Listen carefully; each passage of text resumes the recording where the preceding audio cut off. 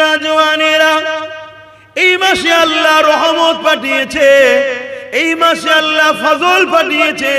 এই আল্লাহ কোরআনের মধ্যে জানিয়ে দিলেন, কুল বিফাদলিল্লাহি ওয়া বিরহমাতিহি ফাবিযালিকা ফালিয়াফরাহু। এ দুনিয়ার মানুষেরা, আমার হাবিব আপনি বলে দিন, দুনিয়ার মানুষ যেন আমার রহমত পেয়ে ফজল পেয়ে খুশি বানায়। তাহলে আল্লাহর হুকুম হলো রহমত পেয়ে খুশি বানাতে হবে, আল্লাহর হুকুম হলো ফজল পেয়ে খুশি বানাতে হবে। আমার নওজওয়ানেরা, আল্লাহ পাক অন্য আয়াতের মধ্যে সূরা আম্বিয়ার মধ্যে জানিয়ে দিলেন, ওয়ামা আরসালনাকা ইল্লা রাহমাতাল লিল আলামিন। আমি আমার হাবিবকে তামাম আলমের জন্য রহমত করে পাঠিয়েছি। আমি আমার হাবিবকে তামাম আলমের জন্য পাইকারে রহমত বানিয়েছে। আমার নবী পাক হলেন আল্লাহ পাকের রহমত। আল্লাহ বললেন, আমার রহমত পেয়ে খুশি বানাও। এই নবী পাক যে মাসে এসেছে, সারা বছর তো নবীর জন্য খুশি আমরা, এই মাসে বেশি বেশি করে খুশি বানাও। এই মাসে বেশি বেশি করে কোরআন তেলাওয়াত করো, এই মাসে বেশি বেশি করে নফল নামাজ পড়ো, এই মাসে বেশি বেশি করে দান খায়রাত করো, এই মাসে নফল রোজা রাখো। এই মাসের 12 তারিখ সকল ঈদের থেকেও শ্রেষ্ঠ ঈদ আল্লাহ বানিয়েছে। এ যুবকেরা, রোজার মাসে একটা রাত আছে কদরের রাত, যে রাতের ইবাদত হাজার মাসের ইবাদতের সমান। কেন ওই রাতের ইবাদত হাজার মাসের ইবাদতের সমান? কারণ ওই রাত্রে আল্লাহ পাকের ফেরেশতা এসেছে, ওই রাত্রে আল্লাহর কোরআন নবীর উপরে ফেরেশতা নিয়ে এসেছে। এই ওই রাতটার গুরুত্ব এত, এক রাত ইবাদত করলে হাজার মাসের ইবাদতের সওয়াব হবে। আরে আমার নবী না এলে কদরের রাত হতো না, আমার নবী না এলে ফেরেশতাও আসতো না, আমার নবী না এলে কোরআনও আসতো না। তাহলে কোরআন আসার জন্য, ফেরেশতা আসার জন্য ওই রাত যদি হাজার মাসে ইবাদতের সওয়াবটা হয়, যে নবীর উপরে কোরআন এসেছে, সেই সাহেবে কোরআন যে দিনে এসেছে, সেই রাত, সেই শুভে সাদে, সেই দিনটার হাজার কদরের থেকেও উত্তম। আরো জোরে বলুন সুবহান। আমার নবীর মাকাম বুঝছেন তো? আমার নবীকে পিয়ার করে, আহা নবী নবী করে। রাত্রে একা যখন হবেন বা কখনো একা যখন হবেন, দরুদ শরীফ পড়েন, হুজুরের সবুজ গম্বুজকে খেয়াল করেন, হুজুরকে বলেন যে হুজুর আমি আপনাকে ভালোবাসি, আমি এই সমস্যায়, এই বিপদে আছি, এই আছি। আরে তোমার জানের থেকেও কাছে তোমার নবী আছে। জোরে বলুন সুবহানাল্লাহ। আর নামাজের মধ্যে ফিস ফিস করে বলা হয়, আত্তাহিয়াতু লিল্লাহি ওয়াস সালাওয়াতু তাইয়্যিবাতু আসসালামু আলাইকা আইয়ুহান নবী। কি জোরে জোরে বলা হয়? নবী সালাম দিয়া সুন্নাত, জবাব দেয়া ওয়াজিব। তুমি নবীকে সালাম দিচ্ছ, নবী জবাব দিচ্ছে। জোরে বলুন সুবহানাল্লাহ। হ্যাঁ, প্রত্যেকটা মসজিদে ঢোকার সময় দোয়া আছে, আল্লাহুম্মা ইফতাহ লি আবওয়াব রাহমাতিক। এই দোয়া পড়ার আগে একটা জিনিস করতে হয়, সেটা জানেন? এই দোয়া কবুলই হবে না যদি মসজিদে দোয়া পড়ার আগে, মসজিদে ঢোকার দোয়া পড়ার আগে নবীকে সালাম দিতে হয়। আসসালাতু আসসালামু আলাইকা রাসূলুল্লাহ, ইয়া হাবিবাল্লাহ, ইয়া নূরুল্লাহ। এই সালাম দিবার পর তারপরে আপনাকে পড়তে হবে আল্লাহুম্মা ইফতাহ লি আবওয়াব রাহমাতিক। তবে তোমার ওই দোয়াটা কবুল হবে। কথা বুঝে আসছে? আমার নবী ছাড়া কোনো রাস্তা নাই, কোনো রাস্তা নাই। আহারে, কিয়ামতের দিন বড় বড় ওলি আউলিয়ারা ময়দানে মাশরে জাহান্নামের গর্জন শুনে অজ্ঞান হয়ে যাবে।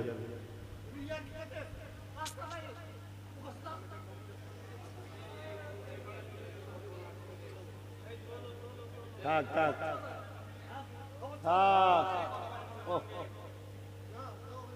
যা বস। মুরব্বী এরম করেন না, চুপ করে বস, চুপ করে বস। সবই আল্লাহর পরীক্ষা। এক বয়স্ক মানুষ, আবার ইজ্জত সম্মানের ব্যাপার না। দুশ্মন তো চতুর্দিকে ভর্তি হয়ে থাকে, কে কোথা তুলে ছেড়ে দেবে। এই দেখো মুসলমানদের জলসাতে কি হচ্ছে, দেখো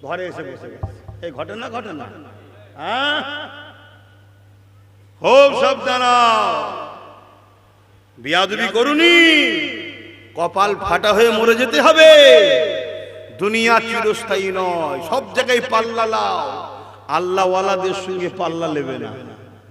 সবার সঙ্গে ঝগড়া করছে আলাদা বিষয়, যারা সেজদা ও হাত তুলে দোয়া চাওয়া অভ্যাস আছে এদের সঙ্গে ঝগড়া করতে যাবো না।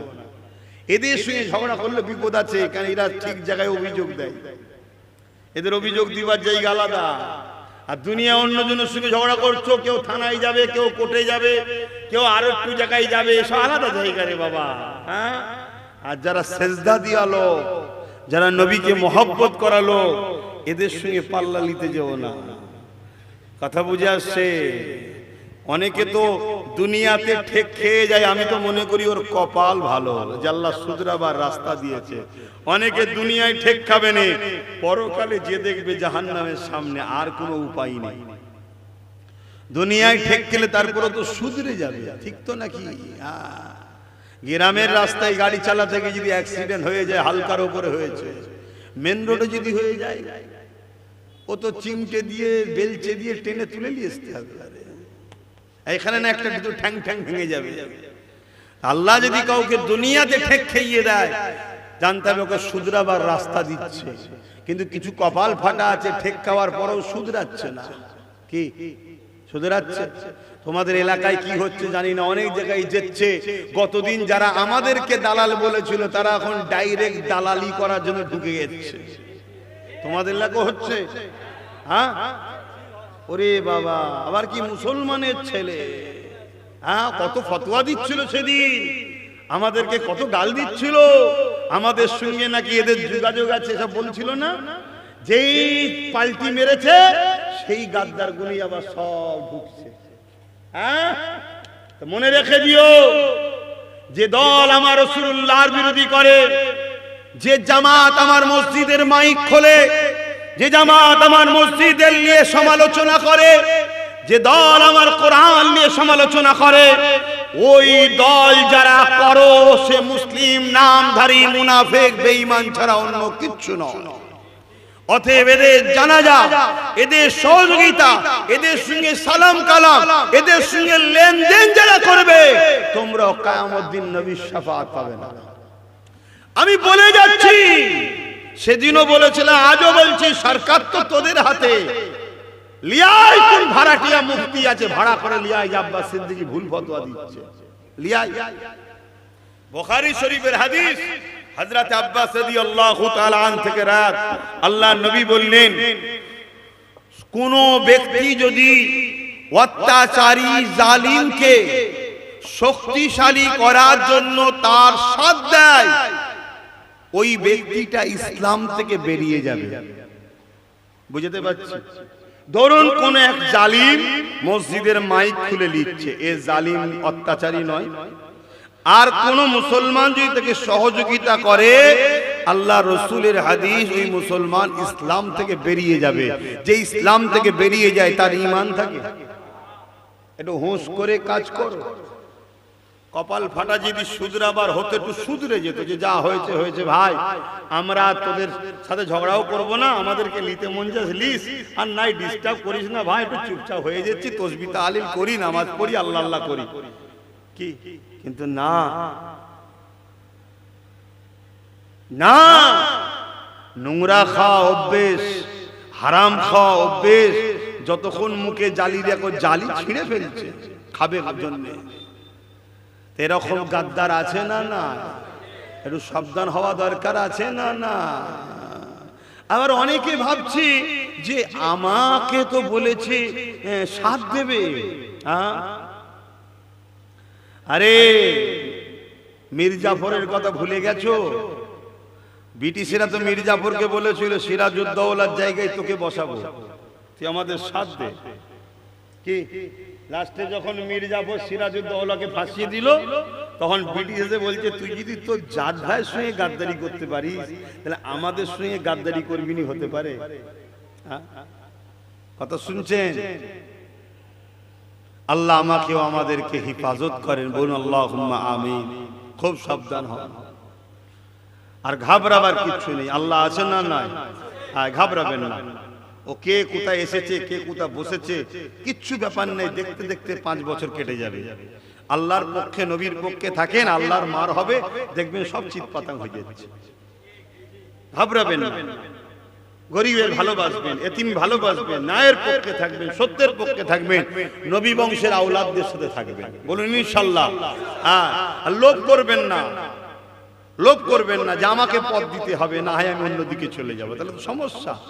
হ্যাঁ, ডাল তো একটা, 3 জন চাইলে কজনকে দেবে? কি এসব লোভ টোভ করবেন না।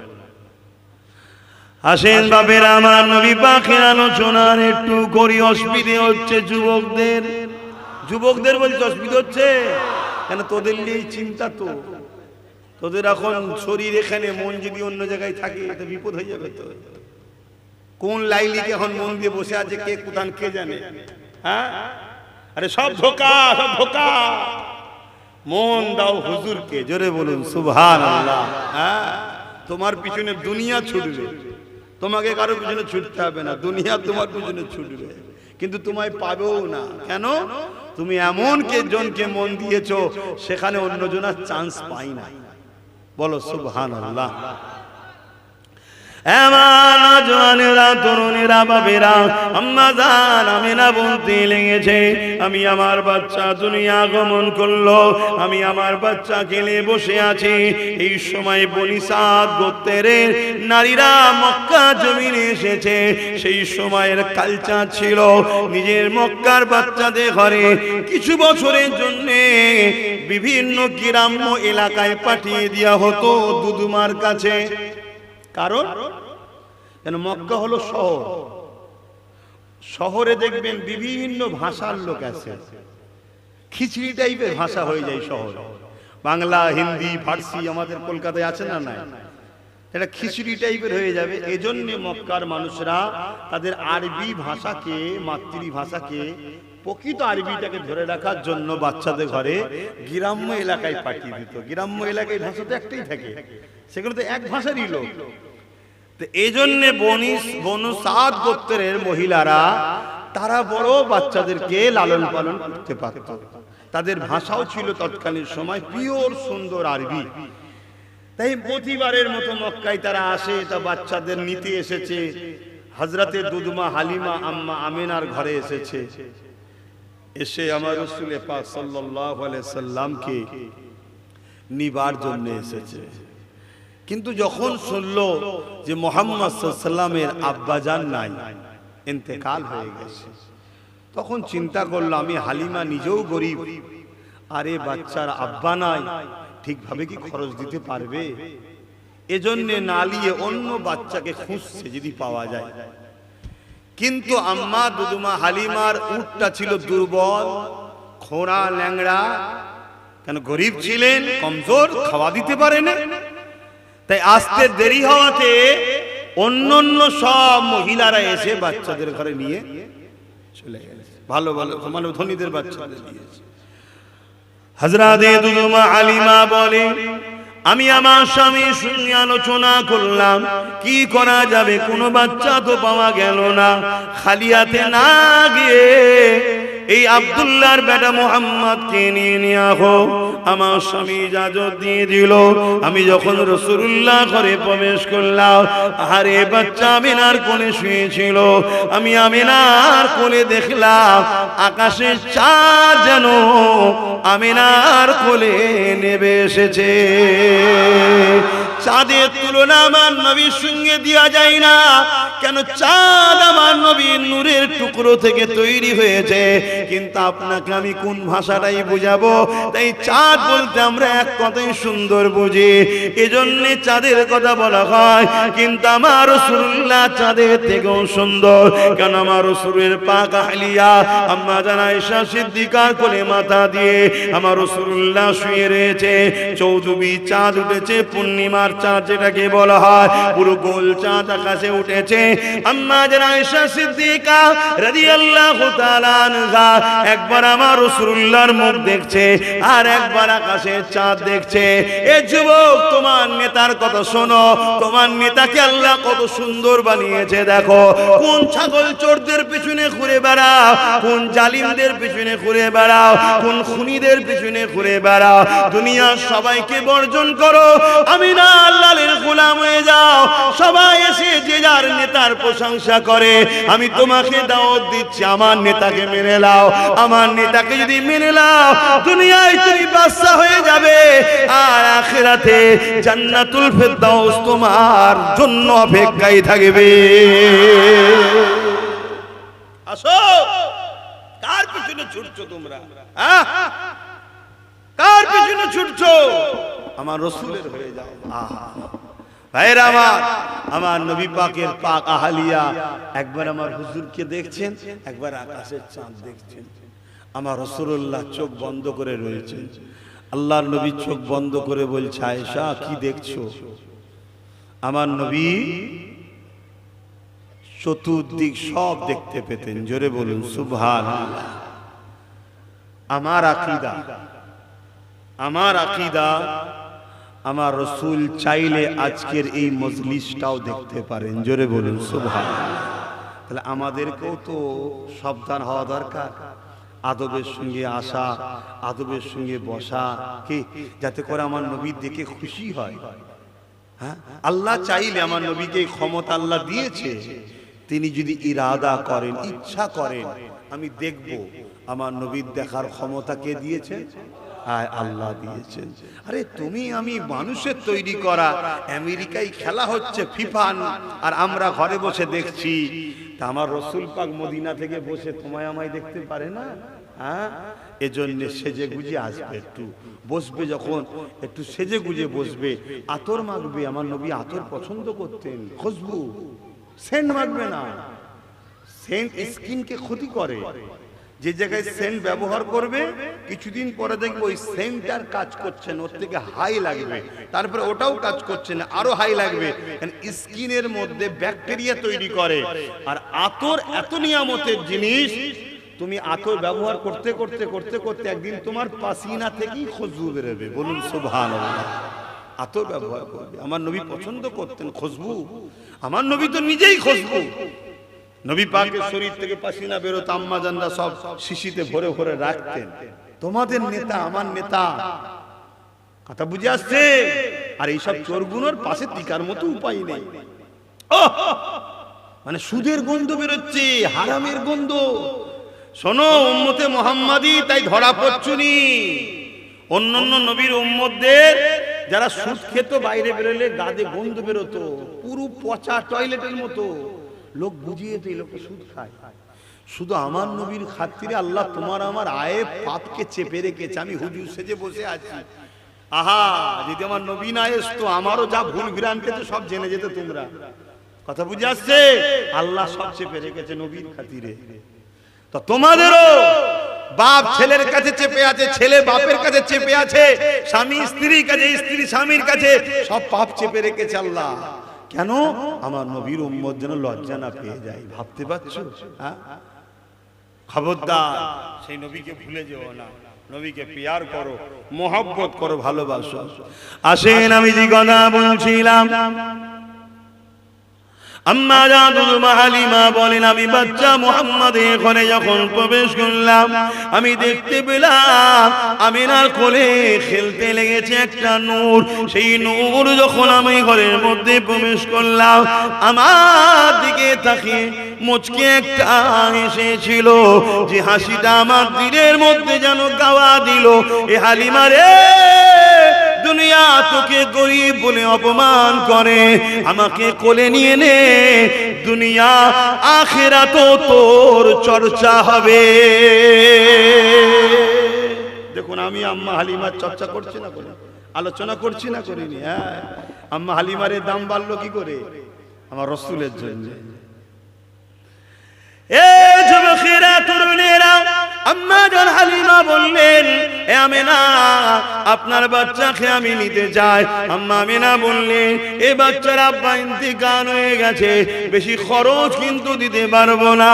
দুদুমা হালিমা বলতে লাগলো এ আমেনা চিন্তা করবেন না, আমি আপনার বাচ্চাকে যথেষ্ট মর্যাদা দিয়ে ভালোবেসে আদর করে লালন পালন করব।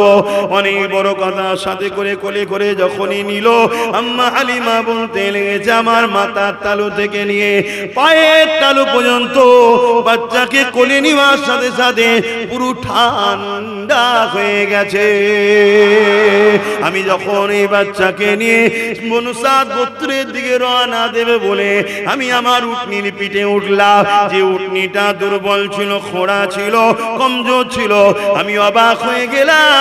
ওই উটনি আর খোঁড়া নাই, দুর্বল নাই, সবল শক্তিশালী হয়ে গেছে। উটনি এত দ্রুত যেতে লেগেছে, আমার আগে যারা বেরিয়েছিল সবাইকে পিছনে রেখে আমি হালিমা সবার আগে ঘরে পৌঁছালাম। কার বরকতে বলুন, কার বরকতে? আরে বলুন না, আমার নেতার বরকতে। কার বরকতে? জোরে বলুন, কার বরকতে? হ্যাঁ, গর্ব করুন, আমার নেতা। এই যুবকেরা, তরুণেরা, অনেক ওয়াকিয়া রয়েছে। আম্মা জান দুদুমা হালিমা বলতে লেগেছে আমার বাচ্চা মুহাম্মদ রাসূলুল্লাহকে আমি বড় আদর যত্ন করি, আলাদা নজরে রাখি।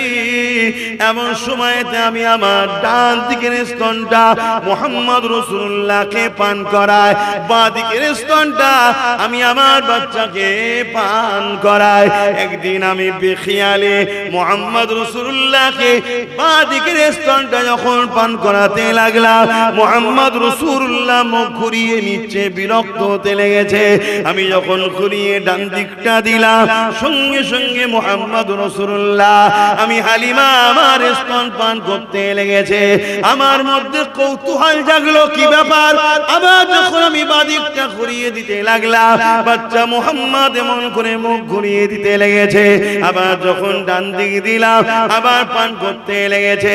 আমি কৌতূহল হতে লাগলাম, এ দুনিয়ার নবীর গোলামরা শুনে রেখে দাও, তোমার নেতা শিশু নবী শিশু বেলায় বুঝিয়ে দিলে আমি আমার দুধ শরীক ভাইয়ের হক আমি মারতে চাই না। আর তোমরা এক ভাইয়ের হক আর এক ভাই মারবে? বলো, গোলামের কাজ এটা? হ্যাঁ, লোক করো না, ও মেরে নিচ্ছে, তাড়াতাড়ি আমি ঝেড়ে নি। এখন আমাদের কিছু ছেলের নামেও রিপোর্ট শোনা যাচ্ছে, সব তাড়াহুড়ো করছে, কি হবে না হবে একটু এদিক ওদিক করে নি। কতটা সত্য মিথ্যা যাচাই চলছে, কথা বুঝে আসছে। কিন্তু মনে রেখে দিও, পাপ কখনো চাপা থাকে না। বাইরে থেকে তো লোক প্রতিশোধ লেবে লেবে, আমাদের সাথে থেকে যারা গাদ্দারি করবে আমরাও তাকে ছেড়ে দেবো। জোরে বলো, ছেড়ে দেবো নাকি? না, অত সহজ।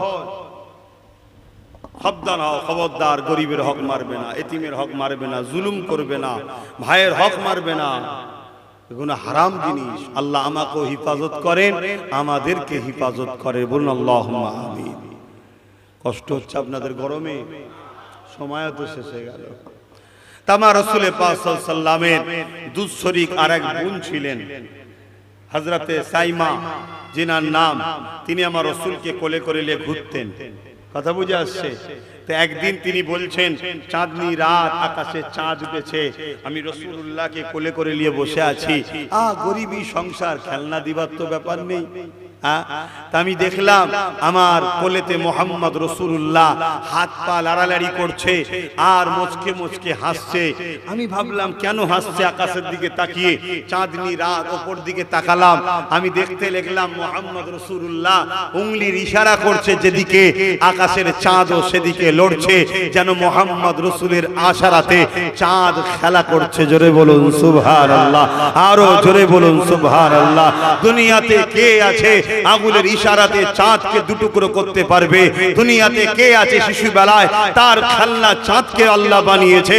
তাই আসো, মুহাম্মদ রসুলের মতো কেউ আসেনি, কেউ আসবে না। তাই মুহাম্মদ রসুল হলেন আমাদের লিডার, মুহাম্মদ রসুল হলেন আমাদের নেতা, মুহাম্মদ রসুল হলেন আমাদের নবী, মুহাম্মদ রসুল হলেন আমাদের জান্নাতে নিয়ে যাবার পথ প্রদর্শক। মুহাম্মদ রসুল ছাড়া কামিয়াবি নাই। তাই আসুন আমরা সেই নবীকে মহব্বত করি, ভালোবাসি, পিয়ার করি। তার জিন্দেগি, তার আখলাক, তার আদর্শ, তার জীবন ধারাকে আমরা বাস্তবে রূপ দিই। সেই নবী পাক যেভাবে চলতে বলেছে সেভাবে চলি। নবী যেভাবে সংসার করেছে ওইভাবে করব। নবী যেভাবে কারবার করেছে বা করতে বলেছে ওইভাবে করব। নবী যেভাবে সমাজের মানুষের সঙ্গে মিশেছে, মিশতে বলেছে ওইভাবে চলবো। নবী অমুসলিমদের ঘরেও ভালোবেসেছে, যেভাবে মিশেছে আমরাও সেভাবে মিশবো। নবী রাজনীতি কিভাবে করতে হয় 10 বছর মদিনা রাষ্ট্রপ্রধান হয়ে চালিয়ে শিখিয়েছে। আমরা যারা রাজনীতি করতে চাই রাসূলুল্লাহ দেখানোতে করব। দুনিয়ার কে কি করছে ওটা আমার বিষয় নয়। মনে রাখবেন, হিন্দুস্তানে যদি সবাই সবারটা চালাতে পারে, যে রসুলের মতো উত্তম পৃথিবীতে কেউ আসেনি, যে নবীর মতো আদর্শওয়ালা পৃথিবীতে কেউ নাই, তাহলে আমার রসুলেরটা কেন চলবে না? কথা মাথায় ঢুকছে? হ্যাঁ, আজকে তো অনেকে বলছে যে শান্তি যদি পেতে চাও মুহাম্মদ রসুলের আদর্শকে বাস্তবে রূপ দিতে হবে। কথা বুঝে আসে? আমরা কেন মানুষের পিছনে ছুটবো? কেন মানুষের আদর্শকে ফলো করব?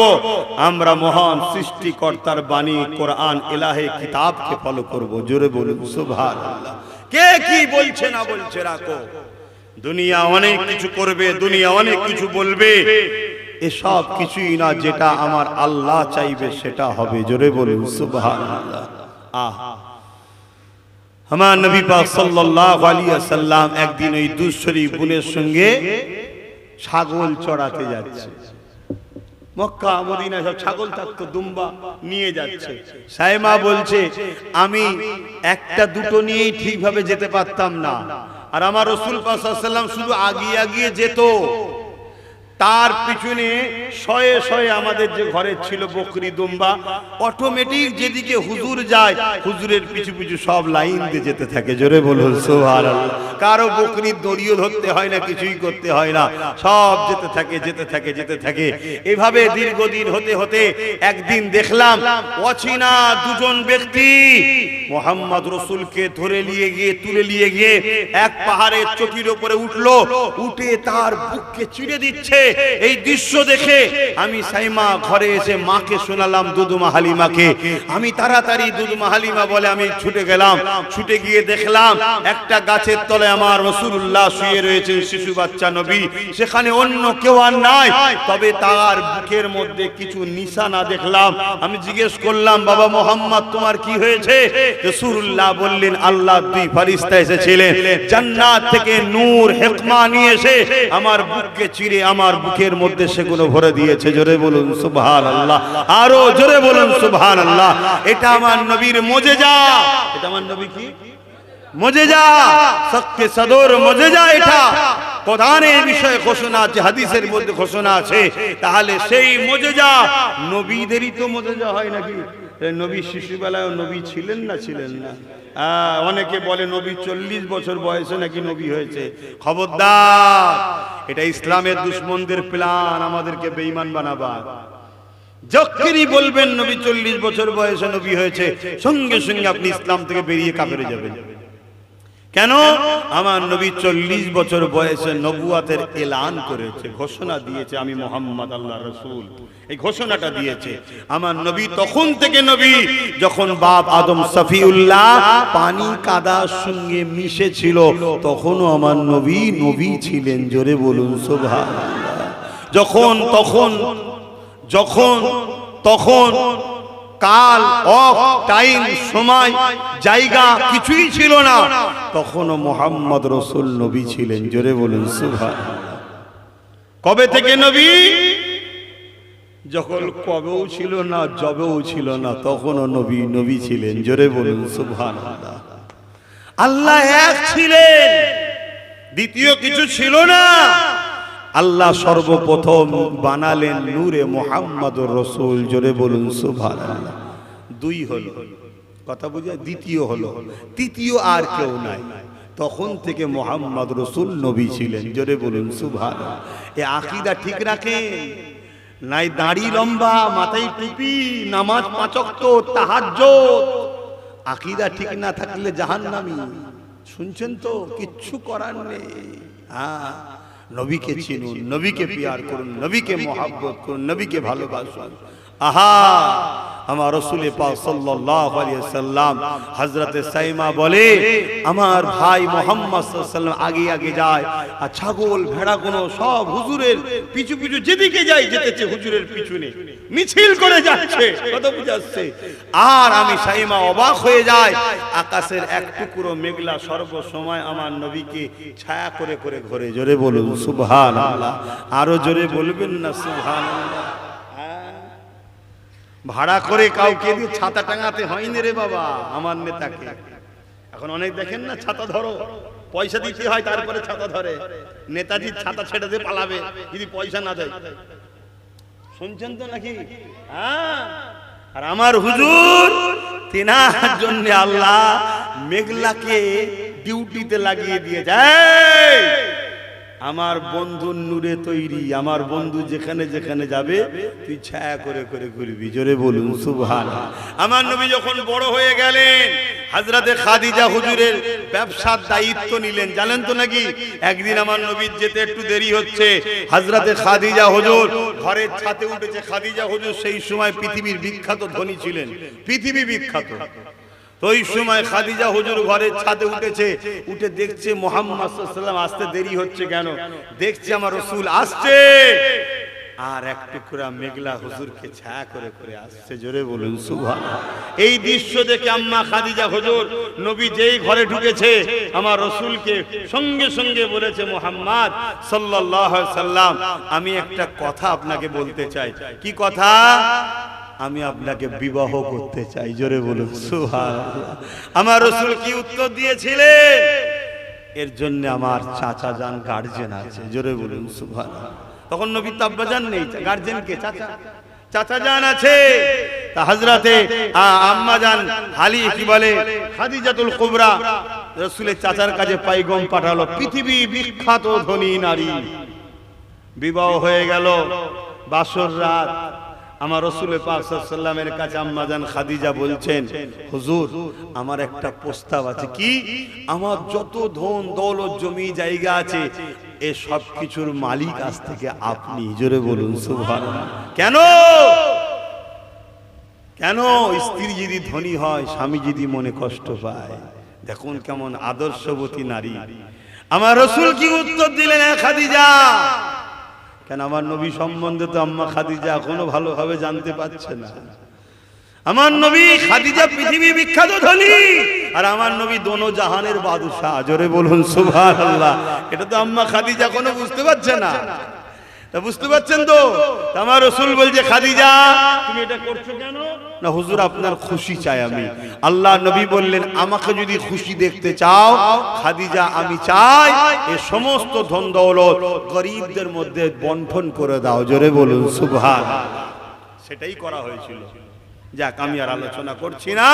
আমার নবীকে পিয়ার করবেন, যুবকরা ভালোবাসবেন, দরুদ পড়বেন, নবী নবী করবেন। নবীর যেখানে ভালোবাসা আছে সেখানে যাবেন, যেখানে নবীর আলোচনা নেই, নবীর প্রেম নেই, সেখানে থাকবেন না। মনে থাকবে? বড় মসজিদ, বড় মাদ্রাসা, বড় আল্লামা, বড় মুফতি, বড় শায়েখ, বড় পীর, সব রাখবে যা বাবা। শুনছেন তো নাকি? হ্যাঁ, নবী আছে কি বল? নবীর আলোচনা, নবীর প্রেম, নবীর ভালোবাসা, নবীর কথা শোনাচ্ছে কি দেখবে? যদি দেখো আছে তাহলে যাবে, যদি নেই তো দূরে। যদি মানার হয় মানো, যদি ভালো লাগে আমাকে, আর যদি মনে হয় না তাহলে কিছু বলার নেই। কোনো মিটিং মিছিলে ডাকে কোনো জায়গায় সাড়া দিতে যাবে না, চুপচাপ থাকো। শুনছেন? খুব বুদ্ধিমানের কাজ করছে মুসলমান এখন, খুব বুদ্ধিমানের কাজ করছে। পায়ের উপরে পা দিয়ে ঝগড়া করার চেষ্টা করছে, দেখছেন না? কোন রকম ভাবে কোন দিকে মাথা দিতে যাবে না। ঘর মে আগ লাগি হ্যায় ঘর কি চারাগ সে। আল্লাহ যখন কোন জায়গায় আগুন লাগাবে না, ঘরে ঘরেই লাগিয়ে দেবে। চিন্তা করছো কেন? চুপ করে বসো না। আমার কথা বুঝছো তো নাকি? তুমি না বুঝলেই ভালো হবে, কিন্তু যাদের জন্য বলছিনি তারা সব বুঝে যাচ্ছে, তোমরা বুঝতে পারছো তো? হ্যাঁ, আসো সালাম দেবো হুজুরকে। ইয়া নবী সালাম।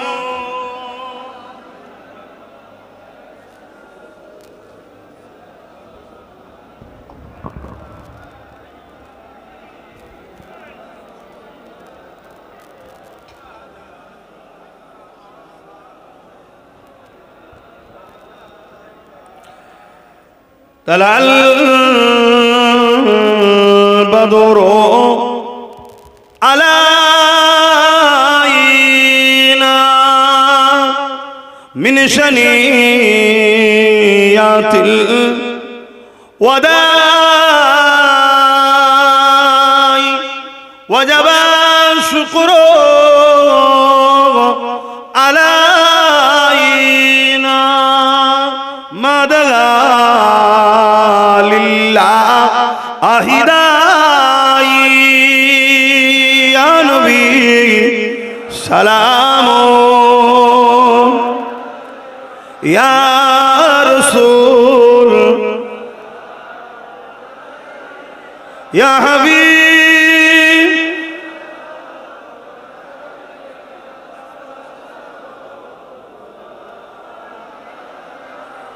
জিবরাইল দিলে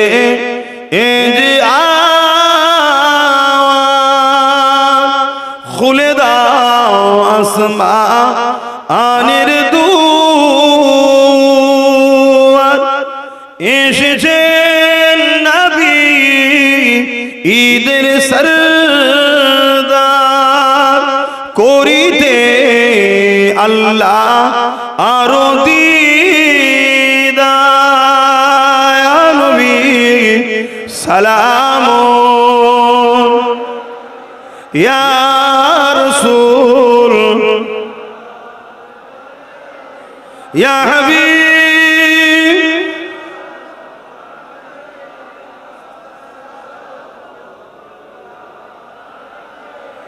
ইয়া নবী মদিনা হতে সব কিছুই পারে দেখিতে, মোদের লাশ কবরে এ রাখিলে লইবেন আপন করে, নবী সালাম ইয়া রাসূল ইয়া হাবিব সালাম সালামা। সকলে বসুন। বালাগাল উলা বিকামালিহি কাসাবাদ দুজা বিজামালিহি হাসানাত জামিউ কুসালিহি সাল্লু আলাইহি ওয়া আলিহি আল্লাহুম্মা সাল্লি আলা।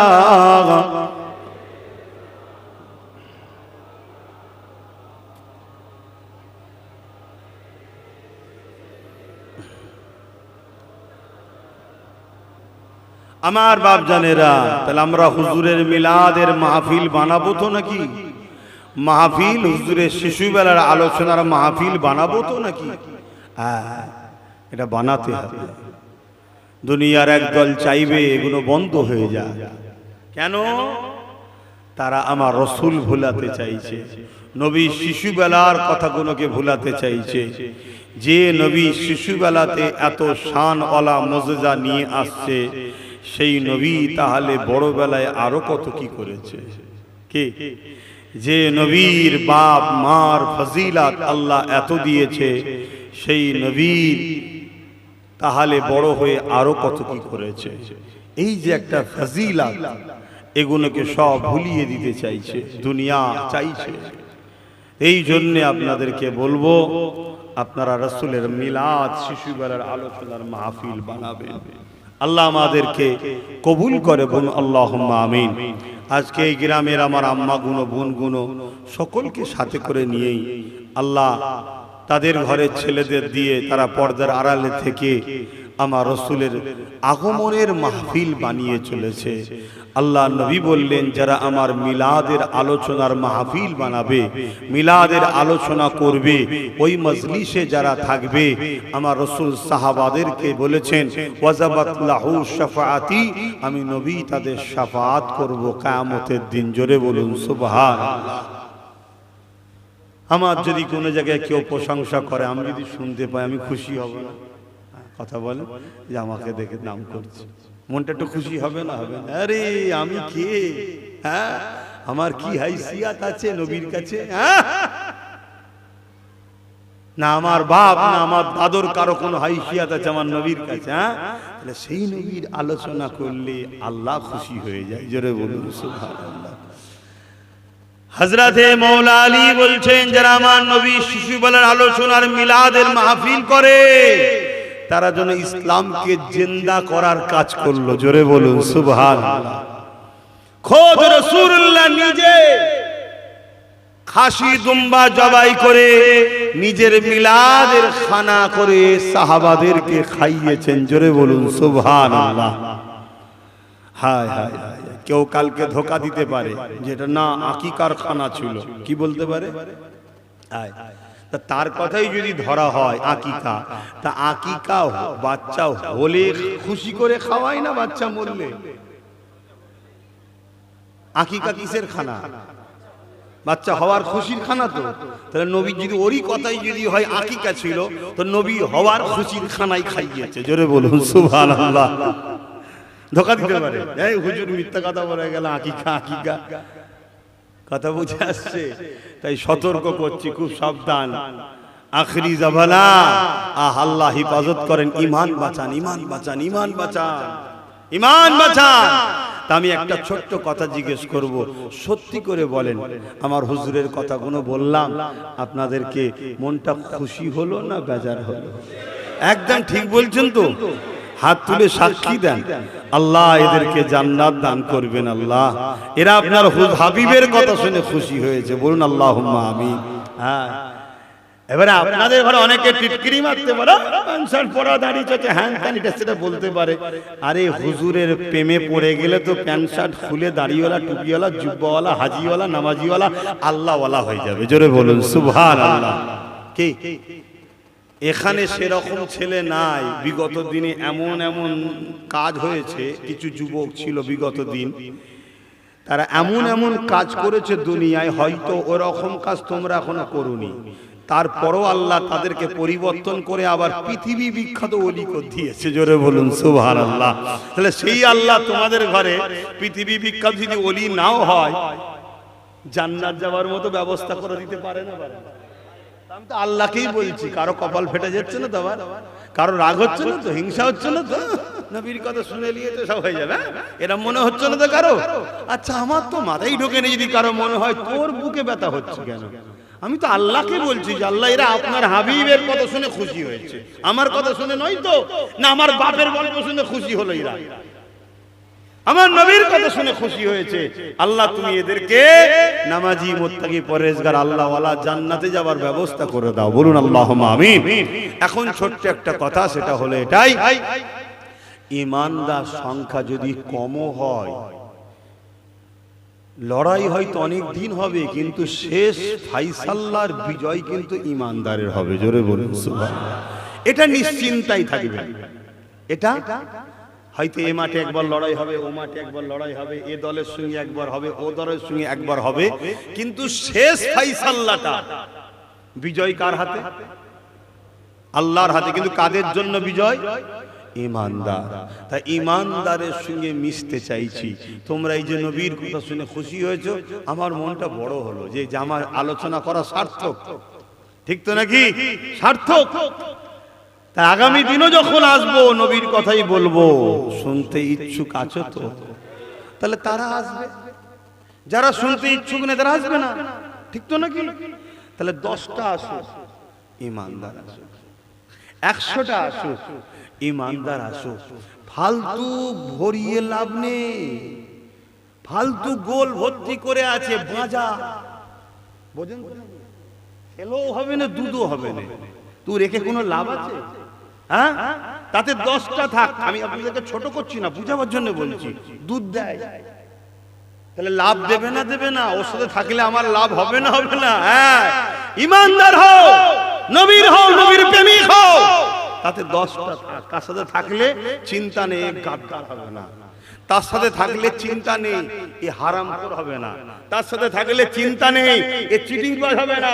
তার সাথে থাকলে চিন্তা নেই যে আব্বাস তোকেও না ক্ষতি করে দেয়, চিন্তা থাকবে না। কেন? নবীর প্রেম যার মধ্যে থাকে তার মধ্যে কখনো গাদ্দারি, লোভ, লালসা যদিও থেকে থাকে, এই প্রেম করতে করতে আস্তে আস্তে আল্লাহ সব কাটিয়ে দেবে, সব কাটিয়ে দেবে, তাকে ভালো করে দেবে। জোরে বলুন সুবহানাল্লাহ। তো সেই জায়গায় বাপ ভাইরা আমার, নবীর কথা বলবো, কথা বুঝে আসছে? নবীর কথা বলবো, যখনই আসবেন নবীর কথা শুনবেন, বলুন ইনশাআল্লাহ। হ্যাঁ, কখনো কখনো নবীর দিনের জন্য আব্বাস সিদ্দিকী ঝগড়া করে, কথা বুঝে আসছে? এখন ঝগড়া করার আশপাশে কোনো ডেট নেই, আছে নাকি ডেট? এখন ডেট 2 বছর পরে আবার একটা ডেট আসবে, কি তখন আবার একবার ঝগড়া হবে। কোন ঝগড়া করার ডেট এলে তখন ঝগড়া করা হবে, তারপরে আবার সেই 31-এ না কবে ডেট আসবে, তখন আবার একবার ঝগড়া হবে। তাও ঝগড়া করছে কি জন্য? বলুন বলুন, নবীর উম্মতদেরকে বাঁচাবার জন্য। ওই ঝগড়ার পিছনেও কারণ কি? নবী, নবীর উম্মতদেরকে বাঁচাবার জন্য। নিজের জন্য ঝগড়া করিনি। দেখো না, যাদের হাতে রাজ পাওয়ার তারাই তো আমাদেরকে মারছে, যাদের হাতে রাজ পাওয়ার তারাই তো মসজিদ মাদ্রাসার ক্ষতি করছে, ঠিক তো নাকি? তাহলে তাদের হাত থেকে পাওয়ার কেড়ে যদি তোমাদের হাতে আসে, তাহলে মসজিদ মাদ্রাসা নিরাপদে থাকবে না? থাকবে না। তাহলে এই চেষ্টা আব্বাস সিদ্দিকী ভুল করছে, তাও সেই হুজুরের জন্যই করি। শোনো, আমি আমার ভাইয়ের জন্য কথা বলতে এসেছি। যেদিন দেখবো ও ভুল রাস্তায় চলছে, নবীর দিনের বেখিলাফ চলছে, সেদিন ভাইকে সাথে সম্পর্ক থাকবে না, আমার সাথে আমার নবী আগে। কথা শুনছো? তোমরাও মনে রেখে দিও, তোমাদেরও আকীদা এরকমই হওয়া দরকার। যেদিন দেখবে ভুল রাস্তায় তোমারও ভাই চলছে, মায়ের পেটের তো কি হয়েছে, কিয়ামতের দিন কেউ কারো নয়, সব নফসি নফসি করবে। আমার রাসূলুল্লাহ যদি বেখিলাফ চলে, সেদিন সাথ দিওয়া, নিজের ভাইয়ের সাথে সাথ দেওয়াও যাবে না, এটা মাথায় রাখবে। তো যাই হোক, আজকে এই সংক্ষেপ কথা বলে গেলাম। এখন আমি দোয়া করব। দোয়া চাওয়ার আগে হুজুরের মিলাদের মাহফিলে আমরাও শরীক হব, তাই তো নাকি? এখানে যখন শরীক হয়ে যাব, তাহলে এই মাহফিল বানানোর পিছনে আমাদেরও সবার সহযোগিতা রইল, ঠিক না বেটি? তাই ছেলেরা যাচ্ছে, যার যা খুশি শরীক হও। এলে বাবা, আমি একটু শরীক হয়ে যাই, এদিকে লিয়া আয় গামলা, আমিও একটু শরীক হয়ে যাই। যা বাবা, বিসমিল্লাহ। গুনাহগারের পয়সা প্রথম দিয়েছি। হ্যাঁ, আল্লাহ শেফা দিক, আল্লাহ শেফা দিক। ও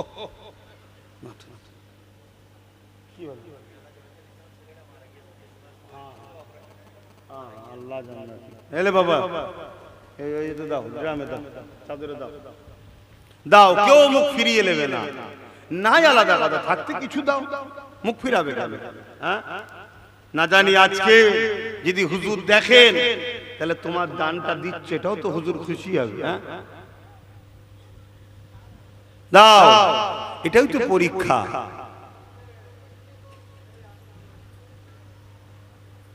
আমি নামবো, গাড়িতে উঠবো, চলে যাবো, ওদের বলেছিস তো?